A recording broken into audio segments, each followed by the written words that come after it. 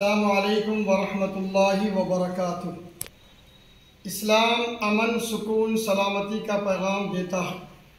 रसूल अकरम सल्लल्लाहु ताला अलैहि वसल्लम के तालीमात सारे आलम के लिए रहमत है और आपके तालीमात पर अमल करना तमाम मुसलमानों के लिए ज़रूरी है। 9 सितंबर को गणेश जुलूस के पेश नज़र तमाम मुसलमानों बिलखुसूस नौजवानों से पुरजोर अपील की जाती है कि वो जुमा की नमाज अपने मुकामी महल्ले की मस्जिद में अदा करें और नमाज अदा करने के बाद अपने अफराद ख़ानदान के साथ तातील का दिन गुजारें। गली कूचों, रोड, बाज़ारों, जुलूस के गुज़रने के मकामात से अपने आप को गुरेज करें।